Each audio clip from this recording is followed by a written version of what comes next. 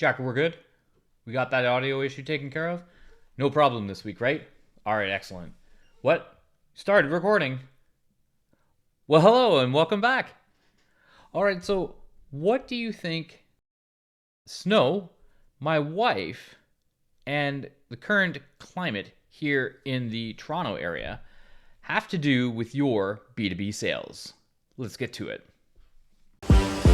Do you desire a competitive advantage delivered weekly that will help propel you into the next level of your sales career? Then you have found the right place. Welcome to the Win the Deal Show, a B2B sales podcast for sales professionals like you that want to discover ways to improve your strategy, communication, and negotiation techniques, and ultimately win more deals. Get ready to accelerate your sales growth. Now, here's your host, Tim Barnaby. Welcome back to the Win the Deal Show podcast, and I am your host, Tim Barnaby. Today, I don't have any slides to share, so even though I am recording this for upload into the YouTube channel, I'm really just talking directly to you. And so listening in on your podcast player of choice, I have a story to share, and it actually happened to me today. So today I'm recording on Friday, January the 13th, even though this gets uploaded on Mondays. And it involves the snow and my wife. Before we get started, make sure you take the opportunity to grab my free guide to telling better sales stories. The 5 must-haves to turn your sales story into a success. It's specifically for B2B sales professionals, and it outlines the easy, straightforward story-selling strategies that I and my clients use to hone their most important asset. When used effectively, this will make you one step ahead to winning more deals. If you want to make an impact on your sales, go to timbarnaby.com/story and grab a copy of the 5 must-haves. So here we are living in the Greater Toronto area up in Canada, and it typically snows here in the winter, but it's hit and miss. What I mean by that is that there are days and times of the year that we can get a lot of snow. It happens usually pretty early, sometimes in around November timeframe, and sometimes it can happen a little bit later. I distinctly remember it was this time last year that we had a major snowstorm. And it basically came in, it was January the 14th, it dumped a whole bunch of snow on the ground, and then it stuck around until about the end of March. It never went away. This year, a little bit different. We've had some snow in early November, and then it was cold. It stuck around, at least where I live, where other families live. They didn't get as much as we did, and it melted right away. But the snow lasted right through Christmas. Then we had rain, and we had rain all until last night. And you're probably wondering at this point, well, why is he talking about the weather so much? Well, here's what happened. My wife is a fitness instructor, and last night she had to go out and teach a class. So when she left, roads were clear. It was a chilly night, but she went out, she did her class, and it had started snowing on the drive home, or probably before the drive home, but it was definitely snowing by the time she was making her way home. And I had seen that the snow was quite large. We had large snowflakes, and you could tell that they were quite wet. They were landing and then sticking to the ground, but before they landed, you could see the roads were wet, glistening from the window. And so I thought, well, gotta let it snow. So no sense in shoveling anything just yet. It's snowing quite a bit, but we'll wait for it to settle down, and then we will finish.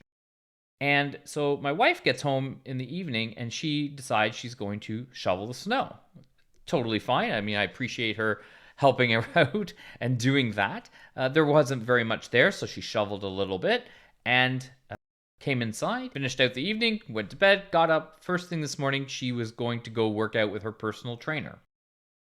And I knew that it was snowing overnight, so I was probably going to have to get up and shovel some of the snow for her. And sure enough, it had snowed quite a bit overnight, so now it was time for me to go do the shoveling. When I went outside, I mean, there was definitely snow on the ground. It wasn't an exorbitant amount of snow, but there was enough that you definitely would want to shovel. And even though I more than likely could have done it all with a single shovel, I decided to pull out the snowblower because I'm also trying to be a good neighbor. And I have one neighbor on one side of my house. He works as a HVAC repair person. And I thought, well, you know what? He gets up early. I'm going to help him out a little bit. I'm going to shovel, snow blow out his bottom driveway and the sidewalk that we share. And that way he can get to work on time. And my other neighbor, who's a single lady who lives by herself, I thought, well, I'll help her out and I'll shovel her out as well. That would be a lot of shoveling, hence I decided to use the snowblower. And here's where the story comes into context, if you will. When I shoveled my driveway, which my wife had done the night before, there was snow that was being blown off of the driveway, but there was a lot of snow that was still sticking to the driveway.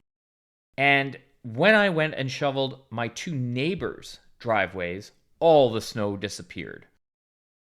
And if you don't live in Canada, or if you don't live in an area where you get a lot of snow, what happened was that the wet snow that started to fall on the ground landed there and created a little bit of insulation, if you will, for when the colder, denser snow, I guess, if you could put it that way, landed on top of it. And so there was this nice fluffy layer of snow that was then built on top of other snow that came along that was colder and didn't have that wetness to it. So when the snowblower blew the snow from my neighbor's two driveways, it made a clean escape. Like it went out of the snowblower, no problem, because there was that nice insulation underneath that all of a sudden it all blew away.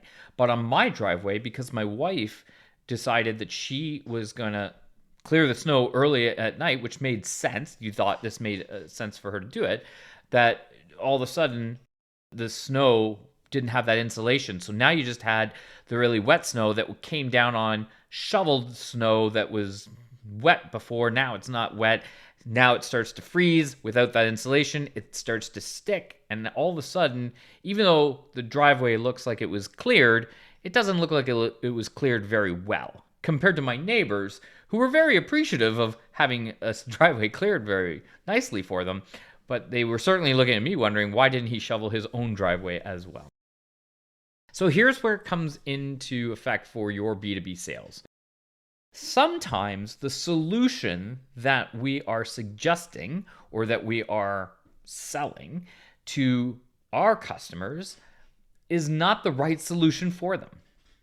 In the case of the snow, the right solution was not to necessarily shovel the night before when there wasn't very much on the ground. Even though the intent of shoveling and getting it out of the way, because it would only, if there was going to be a lot of snow that was coming down, it made sense to get a head start, if you will, and get some of it out of the way. The challenge was that the underlying issue that my wife likely didn't know about was that it was creating that insulative blanket underneath, right on the surface, so that when the snowblower went out and blew it, it would have all left and you would have had this beautiful, clean driveway. Instead, we ended up with a driveway that, yes, snow was blown off of it, but there's icy patches, and we're going to have cold weather for the rest of the weekend, so now there's that potential of ice buildup. Versus my neighbors who have this nice clean pathway for them to walk on. No, I'm not really upset about this at all. The point being, you have to consider what it is that we're suggesting as our solution of choice. We have to do the work ahead of time to make sure that we're making suggestions that make sense. Just because we sell a piece of software, just because we provide a certain type of marketing service, creative agency services, media buying services, direct marketing services, is it aligned with the business problem that our potential customer is facing? And is it going to help them overcome that problem in the same manner with the same effectiveness as what they are currently doing today? So in my case, the solution was to do nothing in the beginning, because it would have been better that way, to then get the solution afterwards, because it would have made it for a cleaner shovel, compared to doing something and then not having it as clean at that point. So we want to make sure that we're making the suggestions and recommendations in a manner that it makes sense. We have to do the work, of course, up front to make sure we fully understand the business problem, fully understand the business environment, fully understand their intent. Are they making future changes? Are there future upgrades? Are there future business challenges that are going to be happening that we need to be aware of that could potentially derail a good switchover from current supplier or current solution provider or whatever is happening in their world today compared to when they potentially would use our service going forward. We need to make sure that all of it is aligned and understood so that we can then implement it properly and make it as effective as possible. We don't want to try to push our solution in a manner that it wouldn't align or that it wouldn't be put in place that would deteriorate the way in which they are currently doing business today or currently operating today.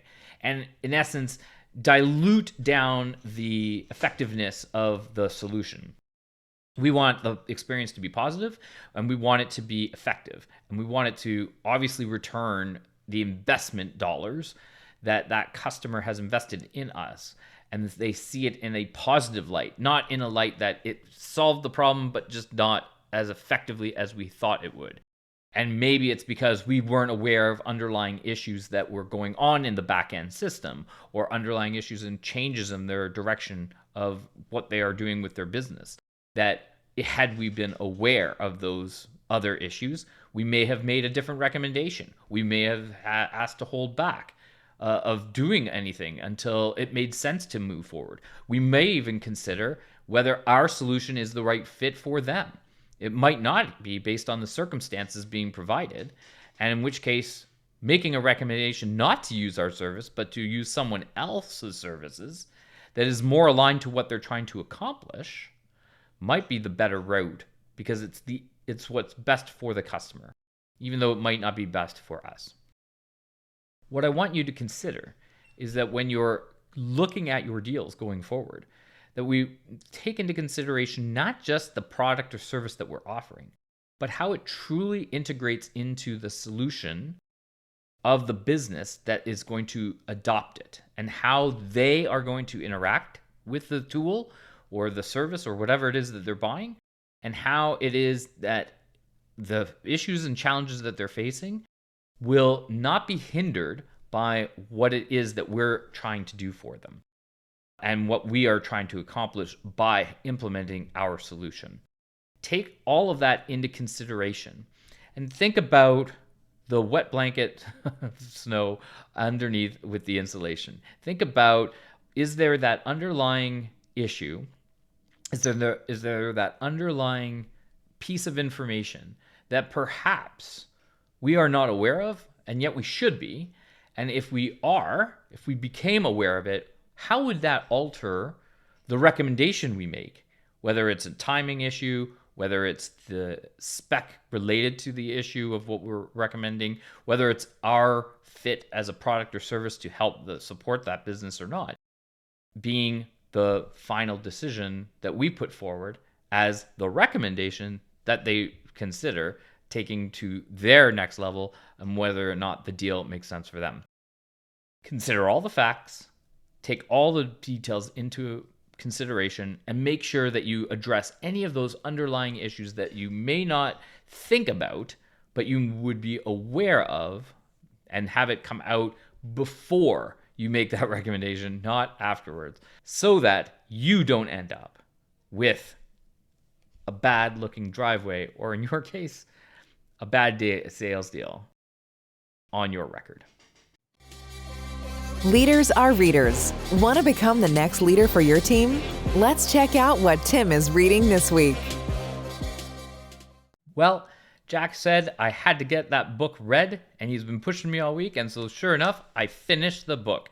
And so this week's book recommendation that I am making is The Challenger Customer by Brent Adamson and Matthew Dixon. Now, this is the second book, actually, of their series. I don't know if it really is a series per se, but it was the second book that came out after Challenger Sale. And Challenger Sale being a methodology of how we go forward with making recommendations on our sales process. But Challenger Customer really speaks to the people. And that's what I really enjoyed about the book, is that it is that next step, if you will, of them talking about the sales process and their learnings and key findings and where we take it from there.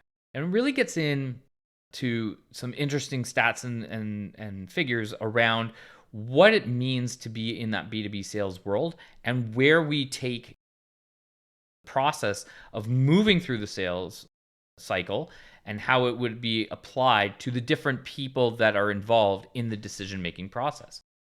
A lot of the stats that are quite commonplace around being 57% through the buying process and having 5.4 decision makers being involved in any deal, a lot of the stats came from this book. And it's quite interesting because when you hear them repeated time and time again, sometimes it's referenced as a source as being Brent or Matthew, but not always the book itself. And then when I was reading the book, I was like, oh, I hear this all the time.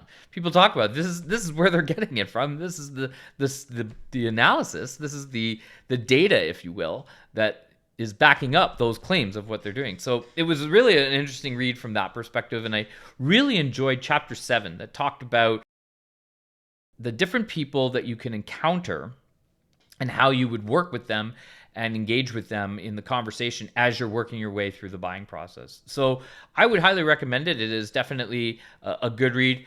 If you've read Challenger Sale, if that's something that you follow and that you believe is the right approach for your sales process, Challenger Sale will be the next book that you will want to read through and get a sense of, now that you understand the process and the methodology of how a Challenger Sale is meant to work, dive in and learn about the personas of the different people involved in that sales process and how you can interact with them better. Highly recommend it. Go out and get it. Challenger Customer is your next read. That wraps up another episode of the Win the Deal show.